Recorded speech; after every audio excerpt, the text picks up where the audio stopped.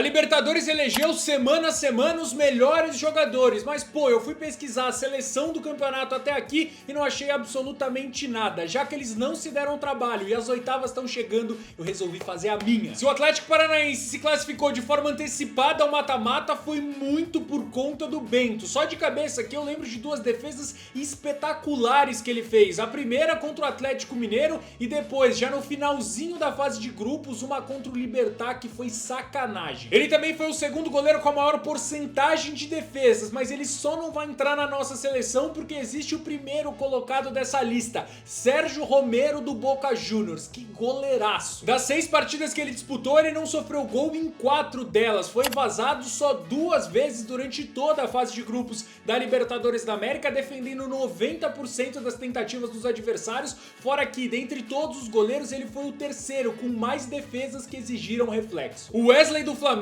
fez uma partidaça contra o Grêmio pela Copa do Brasil e poderia estar tranquilamente nessa lista se eu não estivesse contando só os jogos de Libertadores. E sim, eu sei, ele foi muito bem também contra o Racing, inclusive marcou um gol e estava na seleção da semana 5 da Liberta. Porém, no entanto, contudo, todavia, o nosso lateral direito vai ser o Advíncula do Boca Juniors. Ele fez 5 jogos até aqui, 4 como titular, e se o Romero é o goleiro da nossa seleção, ele tem muito a agradecer ao Advíncula, até porque o lateral peruano foi muito sólido defensivamente. Ele é bem conhecido pelas características ofensivas, mas teve uma média de quase 3 desarmes por jogo, além do que ele ganhou 70% dos seus duelos pelo chão. Como eu falei, ofensivamente sempre presente. Ele fez 2 gols importantíssimos, um deles contra o Deportivo Pereira e o outro que abriu o caminho para a vitória contra o Colo-Colo fora de casa. Kevin McAllister, e não é o protagonista de Esqueceram de Mim, e sim o agora ex-zagueiro do Argentinos Júnior que se transferiu para a Bélgica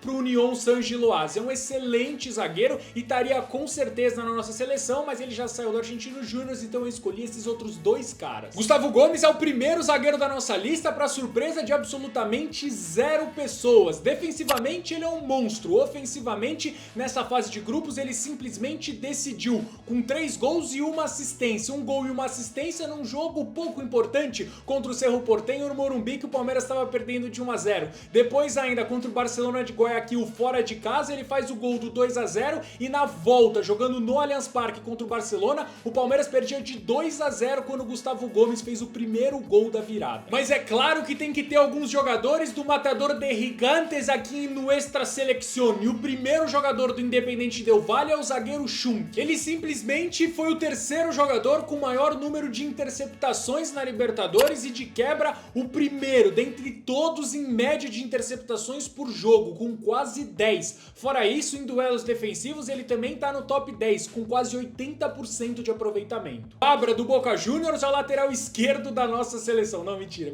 eu tô de sacanagem. Pode tirar o Fabra daí, porque o lateral esquerdo da nossa seleção da Libertadores é o Piquerez do Palmeiras, jogador importantíssimo no momento defensivo e também ofensivo, o jogador que mais criou chances claras na competição, com 5, ao lado do Hulk e também do Rafael Veiga. Fora isso, mesmo ele só tendo feito 4 jogos, ele marcou 2 gols e deu 1 assistência. Um gol e 1 assistência contra o Bolívar e também na virada do Palmeiras por 4-2 contra o Barcelona de Guayaquil no Allianz Parque, ele também deixou o dele. Abrindo o nosso meio campo, Júnior Sornosa do Independiente Del Valle, velho conhecido já dos torcedores do Fluminense e até mesmo do Corinthians, contra quem ele marcou um dos seus 2 gols nessa fase de grupos da Libertadores. Ele só jogou 4 jogos, 2 gols como eu falei e 2 assistências. Além disso, ao lado do Rafael Veiga, ele foi o jogador que teve a maior média de passes-chave por jogo, quase 5 passes. Passe-chave basicamente é aquele que deixa o companheiro na cara do gol, em plena condição de finalizar, e o Sornosa fez isso com maestria. John Arias do Fluminense é o outro cara que vai compor o meio-campo da nossa seleção. Ele foi o jogador com o maior número de chances criadas, também no quesito passes-chave, ele foi o que teve o maior número, não em média, até porque esse eu já falei que foi o Sornosa e também o Rafael Veiga. Além de tudo isso, se você quiser ainda mais, ele foi o 4º maior driblador da fase de grupos da Liberta e, obviamente, a estatística que mais importa, o maior garçom da competição, com 3 assistências ao lado do Rafael Veiga e do Rony. Ah, Celso, mas quem marca nessa seleção? Ninguém no meio campo vai marcar. O Alan Patrick é o nosso terceiro meio campista. Sabe aquele passe maravilhoso que muito provavelmente o meia do seu time não faz nem por decreto? Aquele passe que quebra a linha da defesa e deixa o atacante cara a cara com o goleiro adversário? Pois é, o Alan Patrick foi o jogador entre todos da Libertadores na fase de grupos que mais fez isso. Foram 14 passes desse tipo. Fora isso, ele fez 3 gols e deu uma assistência, dentro desses passes, obviamente. E também tem uma estatística que é incrível. O Alan Patrick foi o jogador que mais acertou dribles na Libertadores até aqui. Foram 27 dribles certos. Vou começar a escalar o nosso ataque pelo centroavante, porque ele já tava na thumbnail e eu quero que você fique até o final. Aliás, se você tá curtindo até aqui, já deixa seu like, já se inscreve no canal, ativa o sininho, essas coisas que você já sabe como faz. O nosso centroavante é o Germancano do Fluminense, simplesmente o maior artilheiro dessa fase de grupos da Libertadores,